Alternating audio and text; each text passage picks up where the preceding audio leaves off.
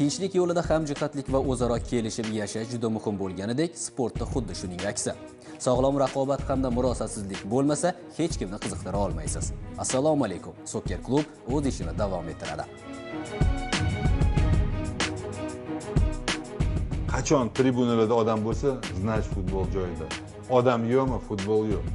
O'zbekistonda kelishilgan o'yin yo'q. Metallurgiya emas, O'zbekistonda. O'shanga ishonadim. O'zbekistondagi o'yinlarga pul tikish bilan xorijdagi o'yinlarga pul tikishning huquqiy oqibati. Ikkalasi bir xil oqibat. Boshing halol bo'lsa shu. Nimadan qo'rqasan? Qanaqa bu? Ham ariza berasan, ketidan yana pul berish kerak. Bu jinnilik-ku. Buning uchun federatsiyaning ruxsati umuman shart. O'yinni shunda ko'zingni oldida sotib yuboradi. Qo'lga tushdi, uni ham do'pposlab, uni ham haydab yuborishdi. Mana shunaqa o'yinchilik ko'p. И мы справимся сами, и мы сделаем чистый футбол. И я в этом уверен. Shu vaqtga qadar mavzuni biz tanlab keldik. Bugunning mavzusi esa oy boshidayoq ma'lum bo'lib qolgandi. Paxtakor va Metallurg jamoalari ishtirokidagi o'yin endi istaysizmi yo'qmi, o'zbek futbolida qandaydir burilishga sabab bo'ladi. Salkam 20 yil davomida kalavaning uchini izlab keldik. 2015-yilga kelibgina oldinga haqiqiy qadam tashlandi. Mavsum avvalida Mirabror Zufarovich futbol sohasidagi kishilarning barchasi uchun chiqish qilib, ularni mehribonlik ruhi ila ogohlantirgandilar. Desiylarga tursin, hozir bir qancha bizning futbolchilarimiz kelishilgan o'yinlarda ishtirok etganini bizda nimasi bor? Ro'yxati bor. Mayli o'yinchilardan tashqari yana bizda shunday ro'yxat borki, klub rahbarlari, murabbiylari kelishilgan o'yinlarda o'zlari ishtirok etyapti. Endi esa O'zbekiston Futbol Federatsiyasi prezidenti jahl otiga mindi. Millionlar o'yiniga shuncha e'tibor berilsa-yu, hech kimda yo'q sharoit futbolchilar uchun muhayyo etib qo'yilsa-yu, taltayib ketgan ayrim kishilar o'zbek futboli tuzuniga, puling tuzlig'iga bee'tibor bo'lib qolishsa. Yil boshida kelishilgan o'yinlarga qarshi kurashuvchi ekspertlar guruhi tashkil etildi. Buning samarasi 365 kun o'tmay chiqib turibdi. Ko'ngilni xotirjam qiling muxlislar, kalavaning uchi topildi. Kengash tomonidan taqdim etilgan bizdagi ma'lumotlarga ko'ra, mavsum oxirigacha litsenziyasi olib qo'yilgan Rustam Mirsodiqovning harakatlari avvallari ham shubhali ko'ringan bo'lsa-da, oxirgi vaqtlarda yaxshi tomonga o'zgargan edi. U o'zbek futboli uchun juda katta ishlarni qilgan va qilgan mehnatlarini biz qadrlaymiz. Aytsam ishonmaysiz. Murabbiylar kengashining qaysidir majlisida 2 oy ilgari terma jamoalardan biriga uning nomzodini ham ko'rib chiqqan edik. Menga afsuski, Rustam Mirsodiqov qing'ir ishlarning qurboni bo'ldi. Bu ishning ustida turganlar esa uning bugungi ahvolini jimgina kuzatishdi. Здесь самое главное за все то, что творится в команде, отвечает главный тренер. В этом случае, если игрок, если вы видели этот пенальти, который пробивался, игрок нападающей команды уходит из штрафной, а игрок оборонительный, он заходит в штрафную и сбивает без какого-либо умысла. И он нам показался, что это был такой очень подозрительный вариант. PFLni qarori va o'zi umuman shu voqea atrofidagi hodisalar juda ham g'alati. Xo'p, sport etikasiga zid bo'lgan xatti-harakatlarni kim sodir etdi? Rustam Mirsodiqovmi yoki Metallurg klubi futbolchilarimi? Futbol bu qo'g'irchoq teatri emas-ku. Bir kishi boshqaradigan bo'lsa, hamma qo'g'irchoq, to'g'rimi? O'shanda aytardik, qo'g'irchoqlarda ayb yo'q. Boshqarayotgan qo'g'irchoqbozni jazolash kerak, chunki hammasi uni qo'lida degan bo'lardi. Lekin Metallurg klubi futbolchilari agar haqiqatdan, men hozir aniq ayta olmayman, agar haqiqatdan shunaqangi harakatlarni sodir etgan bo'lsa, ular jazolanishi kerak emasmi birinchi o'rinda? Paxtakor va Metallurg jamoalari o'rtasidagi o'yin isitmasi oshkor bo'lib qolgani uchun ham og'izdan og'izga mashhurlashib ketaverdi. Unutmaylik, faqatgina bu ikki klub haqida ketayotgani yo'q. Hech birimizda aniq dalil yo'q bo'lsa-da, o'zbek futboli kelishilgan o'yinlardan xoli ekaniga o'zimizni majburlab ham ishontira olmaymiz.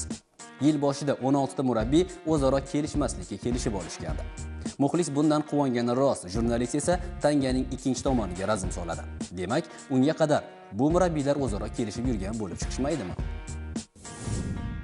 Paxtakor Metallurg uchrashuvida yuz bergan voqea bu katta sharmandalikdir. To'g'ri, biz hozircha Rustam Mirsodiqovning murabbiylik litsenziyasini mavsum oxirigacha qaytarib oldik. Lekin bu bilan ushbu masalaga nuqta qo'yilmadi. Bu masalaga ijroiya qo'mitasi a'zolari hali qaytishadi va mavsum oxiriga qadar mojaroga daxldor boshqa jihatlar ham o'rganilib, tegishli choralar qo'llaniladi. Biz Paxtakor masalasini atroflicha o'rganib, jamoatchilik uchun jumboqligicha qolayotgan jazo chorasini belgilaymiz. Bunga vaqt kerak. Paxtakor o'yiniga 56 ming odam kirardi. Stadion tiqilib ketardi, ko'plar daraxtlarga chiqib olardi. Biletli yo'q odamlar.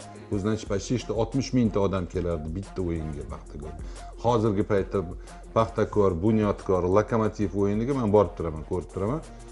Janari borsa 250 ta, 300 ta odam yig'ilyapti. Ular ham hammasi anu fan. Baraban ko'tarib olgan, bayroq ko'tarib olgan ularning odami. Ya'ni men aytmoqchimanki, muxlislar уже futbolni anaqa tark etib yuborishgan. Futbol qancha toza bo'lsa, shuncha atrofida odam yig'iladi. Dogovorni o'yinga nima kerak bo'ladi, muxlisi bor, уже biladi hozir uyitadi uyda. Даже shotda biladi. U ko'plar keladi, уже biladi. Endi hozirgi borayotgan futbolga borayotgan odamlar ko'pi. Shunaqa bekorchi bo'lish kerak, endi men bilmadim. Qayoqqa o'zini tiqishni bilmasdan o'sha stadionda 2 soat vaqtim o'tadi deb borib o'tiradi. Murabrorga aytgandek, yil oxirida men hammasini hali gaplashaman deganlarim bu rost. Bu to'g'ri gap. Hali yil oxirida hammasini joy-joyiga solib qo'ysalar, balkim futbolimizni nima deydi, o'rnini o'sib ketishi mumkin. Meni o'rtoqlarim Polshadan kelishdi, menga Paxtakorlarni ko'ringlar dedi. Bo'pti, как раз qaysi bir o'yin esimda bordi. Ana o'sha yerda aytdi, bu cho'tiq odam kam dedi. Men aytdim, men uyalib ketdim, как это bizning liderga odam kelmayapti. Bilasanmi, meni o'yinda bir to'polon qildi-da, 5 ta o'yinga bilan anaqa diskvalifikatsiya qildi dedim, anaqalar. Balletchilar, shuning 5 ta o'yin bo'lmaydi. Ha, rostami, bizda shunaqa dedim. Aldavordim-da, endi bo'lmagan gapni gapir. 200 ta suti bilan anaqani o'zini fanmanlari bilan do'st borligini anaqa. Ligani xo'jayini hayron bo'lib qoldi-da. Ligaga borganingizda 37 mingli stadion, bir 40 ming tiqilib ketgan, 90 minut tinmasdan o'yinni anaqasi ko'rindi-da. Reglamentda ayrim masalalar ochiq qolib ketgan va biz yuzaga kelgan shu vaziyatlarni inobatga olib, bugun biz gapirayotgan mavzuga aloqadorligi aniqlangan shaxslarga qo'llaniladigan jazo choralarini kuchaytirishimiz kerak. Kerak bo'lsa, klubni quyi ligaga tushirib yuborish, ochkolarni olib tashlash, unvonlardan mahrum etish masalasini ham kiritishimiz lozim. Ahror aka, ekspertlar haqida gapirasiz. Ekspertlaringizni sanab bera olasizmi? Да, у нас в нашем, как говорится, совете работает тот же Балаян был, тот же, допустим, Шквырин, тот же Фархат Магометов, тот же, допустим, у нас Рахматуллаев Сардор, Равшан Ирматов от судейского корпуса. Мураббiylardan kimlar? Самвел Бабаян, Игорь Шквырин. Да, Игорь Шквырин. Здесь Цейтлин у нас, Бабаев, Буняткора. Вот это основные эксперты, которые есть. Но и на периферии мы привлекаем. На периферии часто это Кападзе с той стороны, с этой стороны с Насафа привлекаем тренеров. Они нам все помогают в этом вопросе. Endi yana bitta savol qarama-qarshi. Siz sanab o'tgan va sizga yordam berish kerak bo'lgan mutaxassis kelishilgan o'yinlarda ishtirok etmaganligiga kim kafolat bera oladi? Я хочу сказать, что в нашем совете очень те, которые люди, вот, допустим, сейчас Мир Садыков, он у нас уже не числится. Mana bitta mutaxassis chiqdi. Да. Ekspertlar guruhida bor, lekin да. shubha qilindi. Qilindi. Qolgan mutaxassislarga ham Yok. Нет, здесь мы сейчас будем рассматриваем еще несколько вариантов, которых мы, наверное, тоже выведем составы, потому что если они нас не оправдывают, мы с ними работать не будем. Bu yerda tanganing ikkita tomoni bor. Birinchi ahamiyatli tomoni qarg'ani ko'zini cho'qimaydi degan narsa. Ya'ni o'sha tekshirayotgan, mayli aytaylik, Paxtakor bilan bog'liq vaziyatda o'sha Paxtakor klubini vakili bo'lgan ekspertiza guruhini a'zosi aralashmasligi mumkin. Noxolis bo'lib qoladi. Boshqa jamoalar tekshirsin deb. Lekin ertaga boshqa jamoalar o'yinini ham o'sha Paxtakorning vakili, ekspertlar guruhidagi vakili tekshiradi-ku. Demak, bu yerda bitta narsa aniq bo'lyaptiki, qarg'ani ko'zini cho'qimaydi. Bir-biriga ertaga menga ham xuddi shu narsa boshimga tushishi mumkin, o'sha payti menga yordam beraverar degan maqsadda tekshirishlar sun'iy tashkil qilinishi mumkin. Ikkinchi tomoni bor. Ponani pona bilan urib chiqaradi degan narsa. Ya'ni bu balkim foyda ham bo'lishi mumkin. Biz faqat salbiy tomonini ko'rmasligimiz kerak. Ya'ni o'zaro yuribdimi? Hamma klublarning a'zosimi? Ularda ma'lumot bor. Ular qanday aniqlashni biladi o'sha holatda.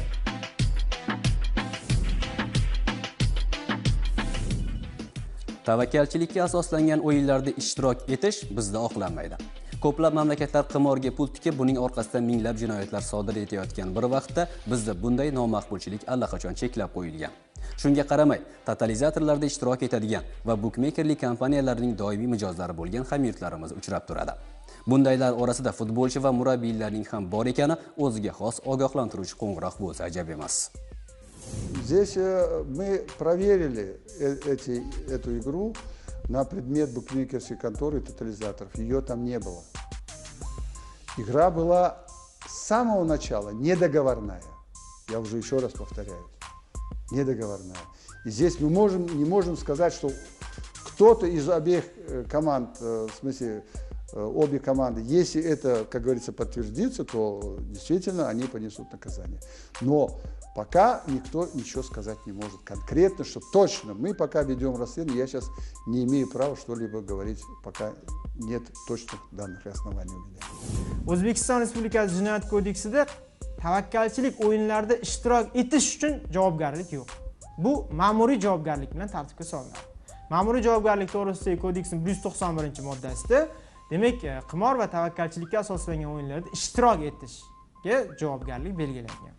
Jinoyat kodeksida bo'lsa, o'sha qimorni tashkil etish, misol uchun kimdir totalizator klubi ochadigan bo'lsa O'zbekiston hududida yoki O'zbekiston fuqarosi, o'shanga jinoiy javobgarlik belgilangan yoki bo'lmasam voyaga yetmagan shaxsni qimor, tavakkalchilik o'yinlariga jalb qilish, o'shanaqa harakatlar uchun javobgarlik bor, jinoiy javobgarlik bor.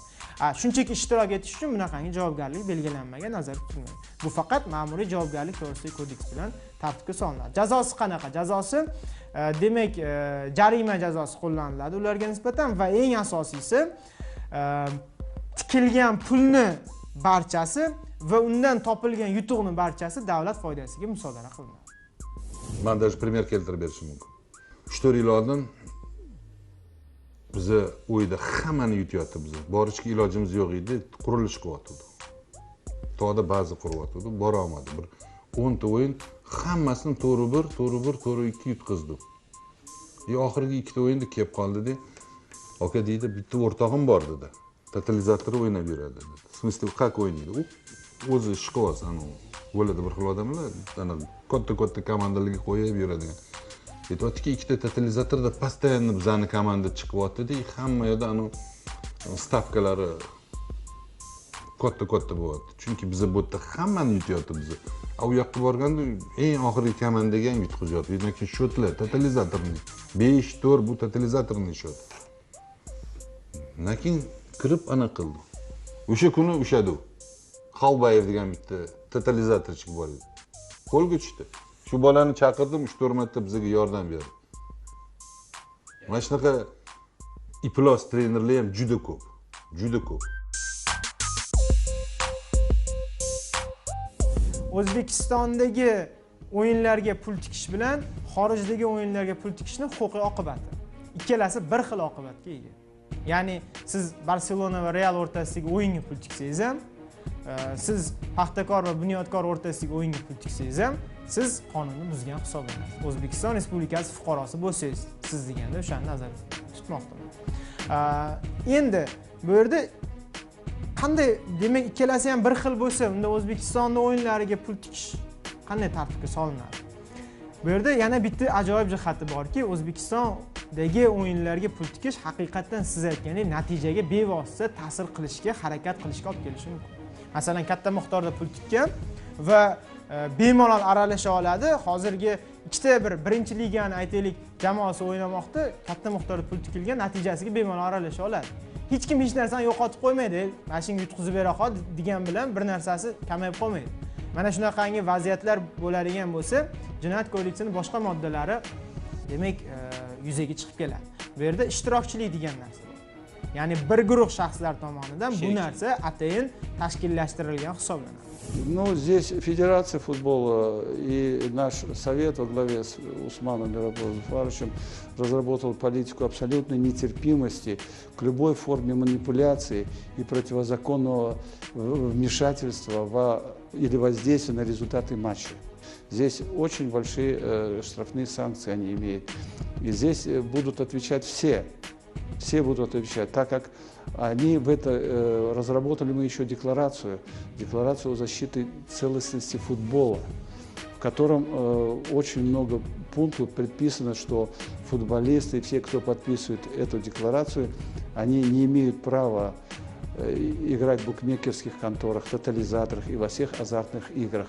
И они своей подписью подтверждают, что о предоставлении и сотрудничество с Федерацией футбола и несут свои обязательства об этой информации, которую они имеют, или им кто-то предлагает, посторонние люди ли это будет ли тренер, это будет ли руководитель клубов, они несут ответственность. Да, man ko'p eshitganman. Даже o'zida ham bo'lgan shunaqa. Mana hozir bitta misol keltirdim-ku, mana не то что o'yinchi, trener qilayotgan shu. Hozir mana shu odamni men urushib haydab yubordim shu odamni. Lokomotiv olib bemalol ham qizliga murabbiy qilib qo'yish. Bu qanaqa qizli bo'ladi? Ertaga qimor o'ynab yuradi poylada bular. Shu Xolboyev bunaqa iflos trenerlarni qo'yish kerak emas. Bularni в корне qirib tashlash kerak. Bundan tashqari mana shu pulga o'y sotib olgan. O'zi o'yi yo'q edi bu yerda. O'shaning uchun men aytmoqchimanki, o'yinchilar ham bor, yana bir Yeraliyev degan o'yinchi bor. U ham o'yinni shunda ko'zingni oldida sotib yuborardi. Qo'lga tushdi, uni ham do'pposlab, uni ham haydab yuborishdi. Mana shunaqa o'yinchilar ko'p. Даже hozir primer keltirsam, Vishkada ham yetib berishi mumkin. Endi bizani deyitilimiz, bizani faoliyatimiz birinchi ligada, katta oliy ligaga men anaqa gapirish haqqim yo'q, no. Federatsiya buni aniqladi. O'zini nizom ustavlari bo'yicha tegishli chorani ko'rdi. Balkim ochko olib tashlagandir jarima, balkim birinchi ligaga yoki boshqa quyi ligalarga tushirib yuborgandir. Endi jazo bo'ldi o'sha jamoa. Keyingi taraf, ya'ni huquqni muhofaza qiluvchi organlar aralashishi shartmi, shart emasmi degan savol tug'ilishi tabiiy. Buning yechimi juda ham oddiy. O'zbekiston Respublikasi Jinoyat protsessual kodeksi 325-moddasida qanday jinoyatlar sodir etilganda faqatgina o'sha jabrlanuvchi tomonining arizasi shart degan narsalar sanab o'tilgan. Qanaqa jinoyatlarda? Masalan, tuhmat, haqoratda sizni kimdir tuhmat qilsa, toki siz ariza bermaguningizgacha huquqni muhofaza qiluvchi organlar jinoyat ishi qo'zg'ata olmaydi. Siz oldin aytishingiz kerak bu narsani. Menga falonchi tuhmat qildi, menga falonchi haqorat qildi. Ko'ringlar jazo shunga degandan keyingina, ariza bo'lgandan keyingina huquqni muhofaza qiluvchi organlar ishga kirishadi. Ammo iqtisodiy jinoyatlarda, pora olish, pora berish, ya'ni mansabdorlik bilan bog'liq bo'lgan jinoyatlarda qandaydir ariza talab etilmaydi. Federatsiya rozi bo'ladimi, bo'lmaydimi? Federatsiya ruxsat beradimi, bermaydimi? Buni umuman aloqasi yo'q. Agarda haqiqatdan ham mana shunaqangi qing'ir ishlar aniqlanadigan bo'lsa va ularning harakatida jinoyat alomatlari bo'lsa, huquqni muhofaza qiluvchi organlar bemalol ish ko'rishi mumkin. Mayli, ba'zi bir trendlarni tushunaman. Men o'zim ham bir ikki marta gaplashganman shunaqa. Unaqa qilmayli degan odamlarim ham bor. Aka, nima qilaylik? Bizga pul berishmayapti. Shunaqa odamlar ham bor. Mana misol uchun hokimlar bo'yniga olgan mana shu komandani men sponsorlik qilaman degan odamlar pulini bermagan, shu odam majburan o'ynaganligini ham bilaman. Bo'lgan bir ikki marta bir ikkita odamlar o'ynagan. No, bu majburiy. 25 ta 30 ta odamni pulsiz qoldirish вообще qiyin. Ularni boshqa дополнительный anaqasi yo'q, anaqa pul topadigan joy. Bitta futbolga bog'lanib qolgan odamlarni pulsiz qoldirish mumkin emas. Bularni men tushundim. O'shanda hamma narsa взаимосвязанный bo'lib qolyapti. Vaqtida pul beradigan odam bermagan. Ular pulni topmagan, majburan o'yinni totalizatorda yutgan, bolalarning hammasini pulini bergan. Mana shunaqa ham bo'ladi. Totalizatorlarda ishtirok etuvchi mutaxassis va futbolchilar bu ishni qanday amalga oshirishlari ko'pchilik uchun qiziq. Hammasi juda oddiy. Trener bunday qiladi. Varatar ikkita yo bitta защитник и bitta нападающий, yaxshi нападающий bo'lsa. Sen urinmaysan, sizlar sharoit yaratib berasizlar, sen qo'yib yuborasan. Tushundinglar? Bir, ikki. Mana shunaqa bo'ladi. Qo'qonda shunaqa bo'ldi. Angliya sharoit yaratib berdi, bular ikkita urdi. To'satdan qilingan zamina vaqtida tushmagan. Yosh bola tushib qolgan. Uni kurs qo'yishmagan. U bang'illatib urib tashladi. Bo'ldi. Mana shunda bo'ldi-da bilan sistemasi. Haqiqatan ham o'zi kelishilgan o'yinlarda shakl va mazmun jihatdan ikkiga bo'linadi. Shakl jihatdan sizga yaxshiroq tushuntirishga harakat qilaman. Shakl jihatdan kelishilgan o'yinlar 4 ta turini ko'rsatishimiz mumkin. Birinchi turi bu ikkita jamoa o'zaro maydonda o'ynayotgan jamoani kelishishi. Bu yerda kelishishi qanaqa? Bitta jamoa pul bergan holatda ikkinchi jamoani mag'lubiyatga rozi qiladi. Demak, pul bergan jamoa bor, mag'lubiyatga uchraydigan jamoa bor. Tushunarliroq bo'lish uchun, demak, pul bergan jamoa deb taxmin qilib olamiz va mag'lubiyatga uchrashi kerak bo'lgan jamoa. Kechirasiz, bu yerda hozir Paxtakor va Metallurgga o'xshab qoldi go'yoki. Mana shu tayog'im bilan bir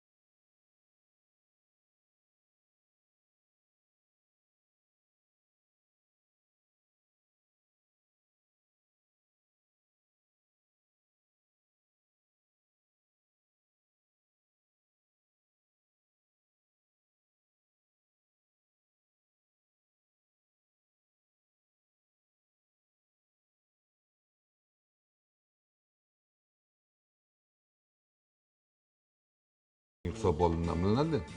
Totalizator o'ynaganlar oldindan bilish kerak shu yerda. Не то что shu yerda. Nechta sariq kartochka, nechta uglovoy, nechta shtrafnoygacha bilinadi totalizatorlar. Hamma narsaga tikiladi deb totalizatorlar. Bitta o'yinga emas.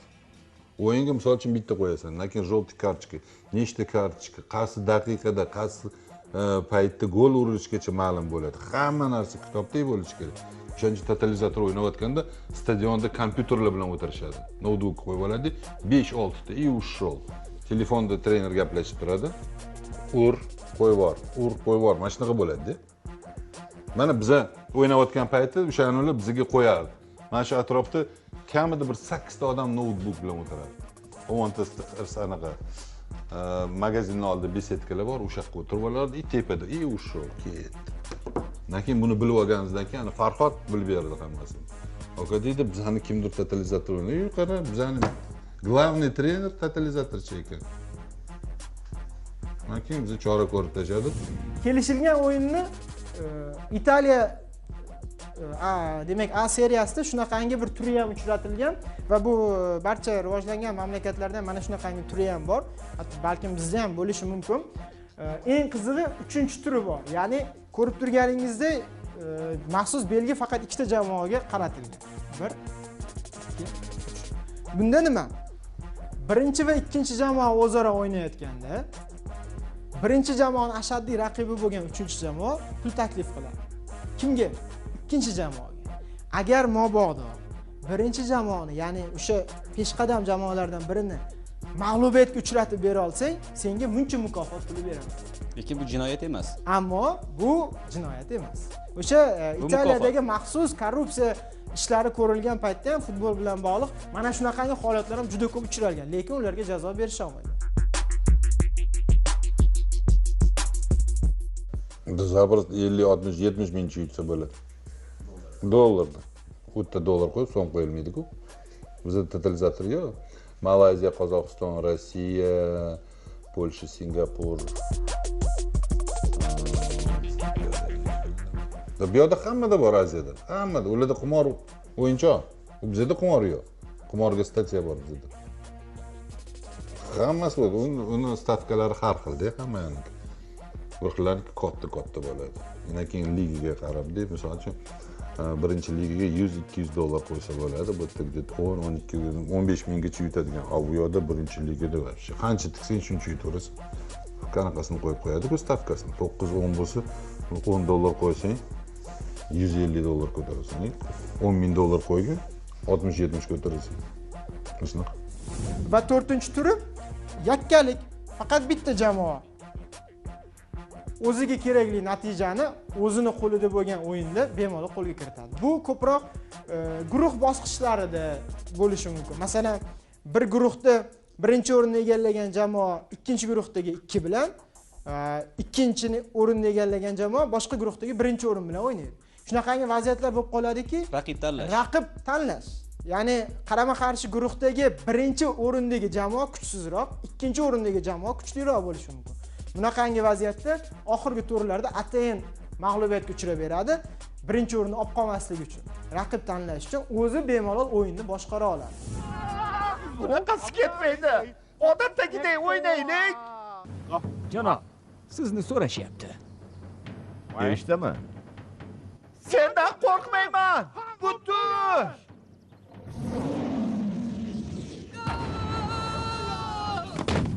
Bewa. 40-0.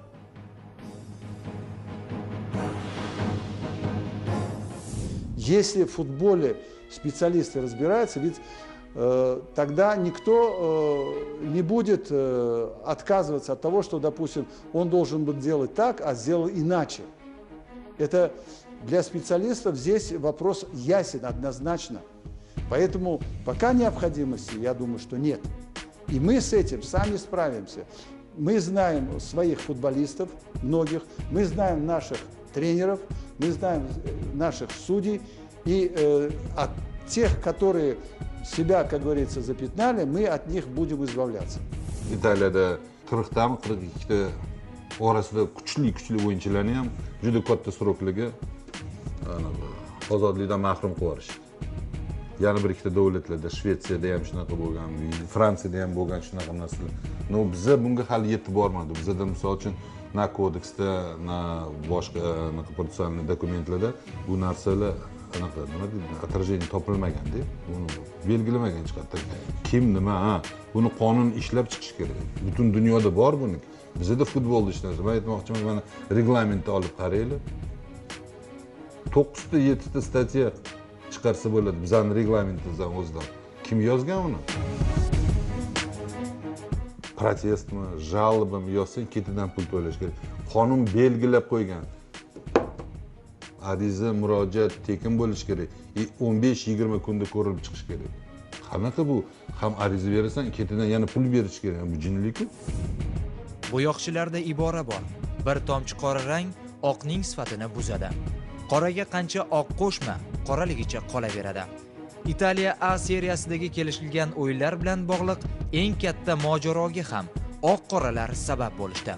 La Gazzetta dello Sport nashri 2004-2005 mavsumda Juventus bosh direktori lavozimida ishlagan Luciano Moggining buyurtma qilayotgan telefon so'zlashuvlarini e'lon qildi.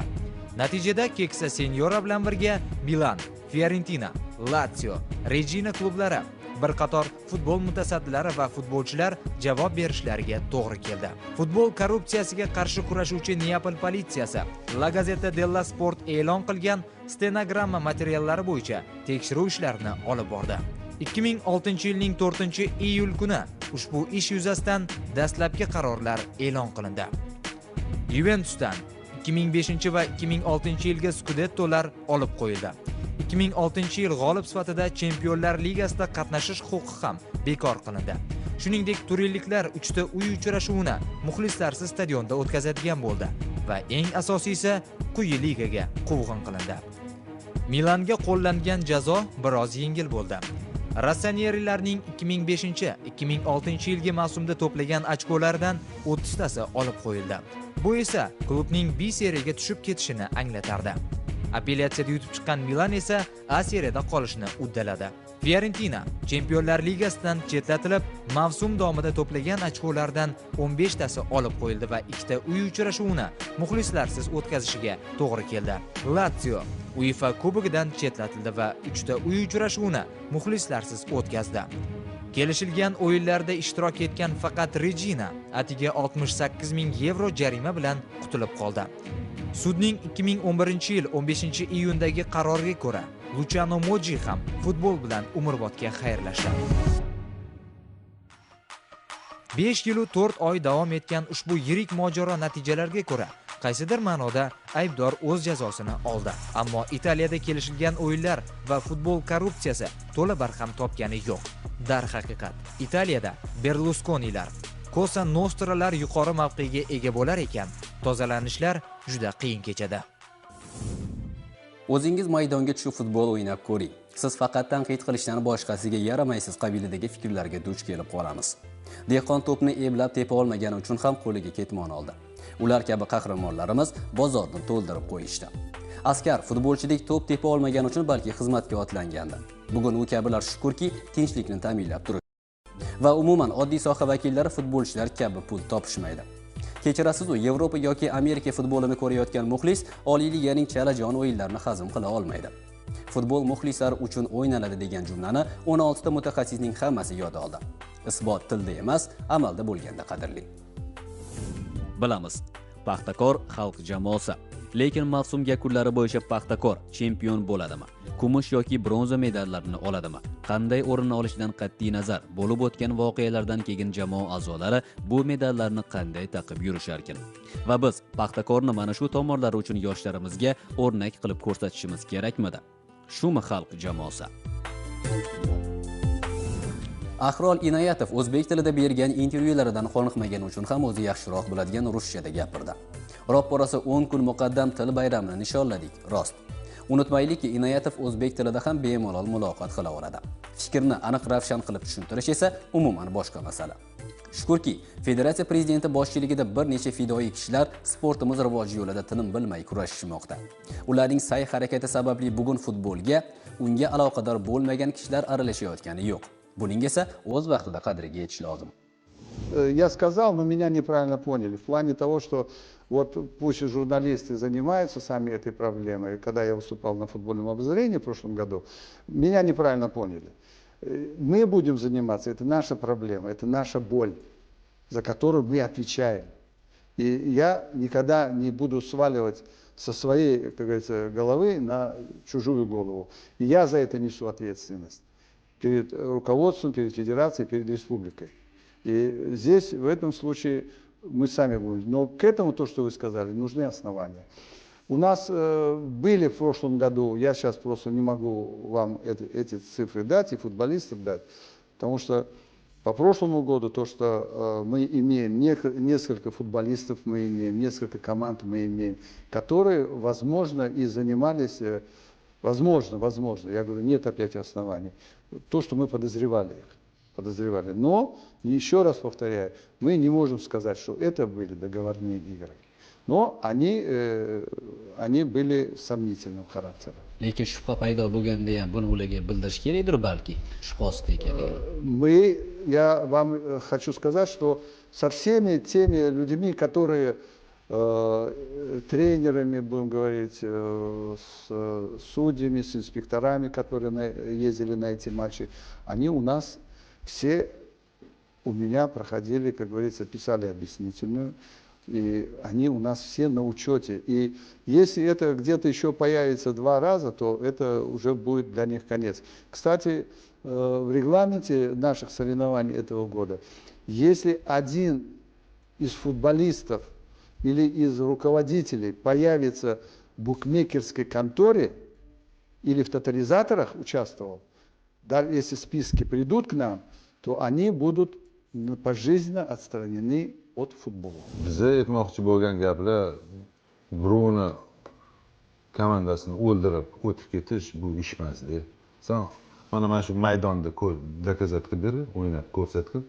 Bizdan kuchlisan, sen yaroqlisan o'sha Oliy ligaga desa, biz ham indamay bo'ldi deb ketaveramiz. Yo buni bularni qilayotgani вообще aniq. Har bitta o'ynayotgan komandamizdan qiziqtirib yurishdi. Мы, во-первых, открыты для диалога со всеми. Мы прозрачны, мы ничего не прячем и не хотим прятать. Нам этого не надо. Мы работаем на чистоту футбола. Нам вот эти все варианты, которые прятать что-то, чего-то, зачем это? Должно быть честно, чисто и прозрачно. Мы работаем только для этого. Мы не будем ничего прятать. Если нам оказывают помощь, мы пойдем к ним навстречу, будем вместе работать. Я предлагаю совместные усилия журналистов, футбольного всего сообщества, болельщиков и всех остальных. Yo'q, men aytmoqchimanki, bitta federatsiyaning kuchi yetmaydi bunga albatta. O'zaro odamlar ham o'zi anaqa qilishi kerak, vijdon bo'lishi kerak avvalambor. Futbol tirikchilik qilib olgan odamlar ham juda ko'p. Buni ko'p даже men anaqa hammanglar bilasizlar. Mana darslarni brigadanglar hammanglar bilasizlar, kim qanaqa qilyapti. Buni bekitib bo'lmaydi-da, futbolda bitta narsani bekitib bo'lmaydi. Bu yoqdan bekitsang, bu yoqdan gumbillatib boshingga xuddi shu narsalar tushib qoladi. O'shaning uchun men aytmoqchimanki, birinchi avvalambor vijdon, undan keyin mana shu byudjetning pullarni sipirib tashlash ba'zi bir odamlarga juda ma'qul bo'lyapti-da. Har holda biz erkaklarmiz. Mani qarindosh urug'larim futbolda yo'q. Mani to'xta. Men futbolda mana bunaqangi gapi ham bor, Mourinyo. У меня в футболе друзей нет, deydi. У меня тоже нет друзей в футболе. Я с футбольным сообществом не дружу. Это работа. Я выполняю свою работу. Дружба, вот правильно. Работа работает, служба службой, дружба дружбой. Мы никогда не будем этим заниматься. Ман тилим qisqa bo'lish kerak emas. Mana tilim qisqa bo'lsa, ertaga menga tepib kirishadi.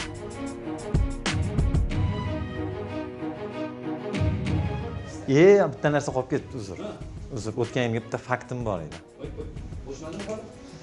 Uzrlang.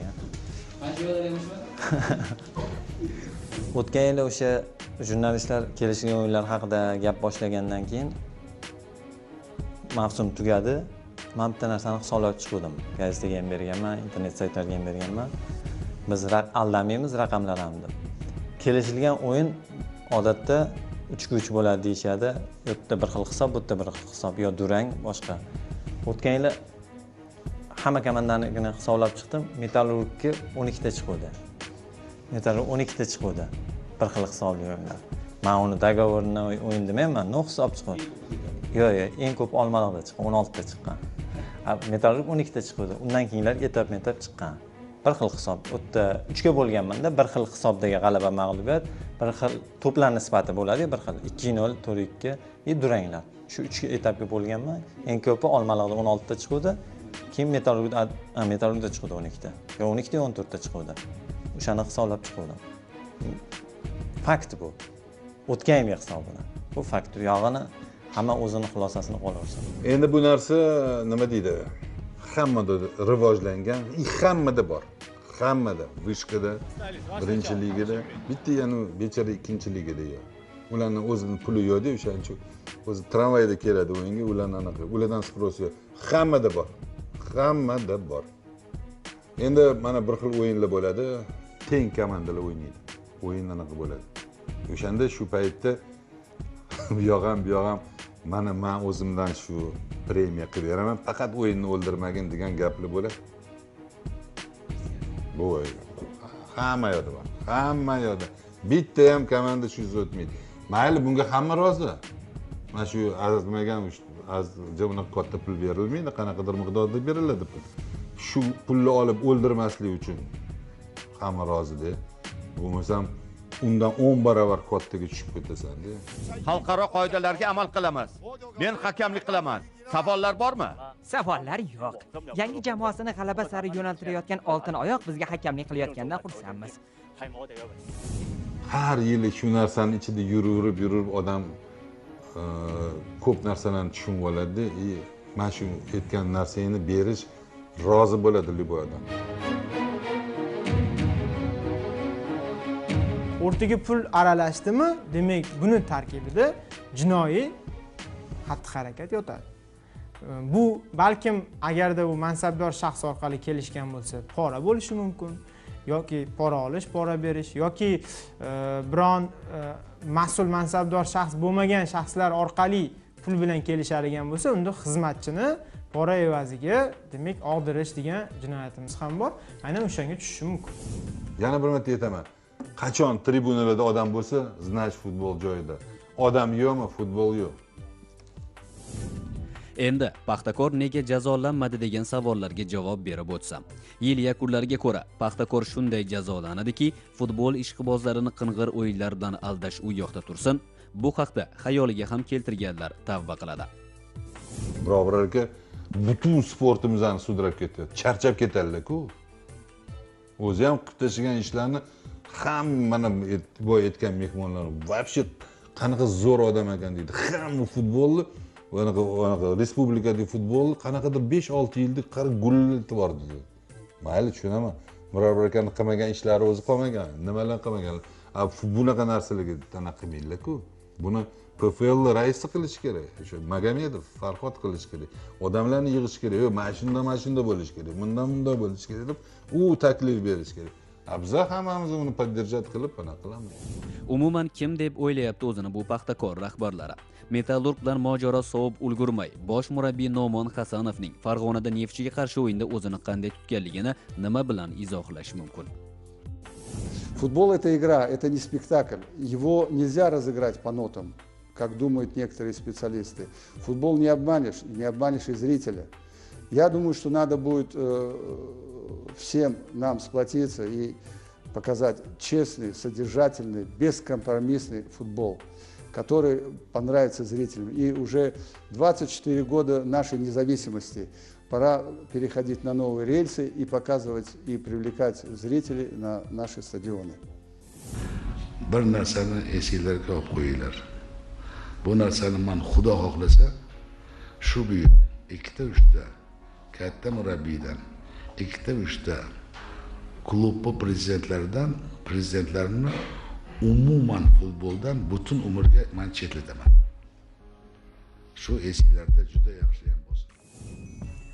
Hechdan ko'ra kech, o'zidan o'tganlar uchun pushaymon qiladigan va keyingi hayotida nur sari intiladigan kishilar tahsinga loyiq. Endi muxlislar Oliy Liga o'yinlariga ko'p ham ishonishmaydi. Ishonchni qaytarish esa sizning qo'lingizda. Qasam ichishni o'ziga haqorat deb biladigan kishilarimiz terma jamoa yoki klublarning mag'lubiyatidan keyin stadionga qadam bosmasliklari haqida achchiq qilishadi-yu, keyinroq hammasini kechirib, yana yashil maydon atrofiga qaytib kelishadi. Bu so'zida tura olmaslik emas, bu futbolga, bosh jamoaga bo'lgan muhabbatdir. Bunday tuyg'uni oyoq osti qilayotganlarga oramizda joy yo'q. Soccer klub kuzning so'nggi oqshomiga qadar o'z muxlislari bilan xayrlashadi. Yakuniy so'zimiz o'zgarmaydi. Yaxshidan bog', yomondan dog' qolur. Salomat bo'ling.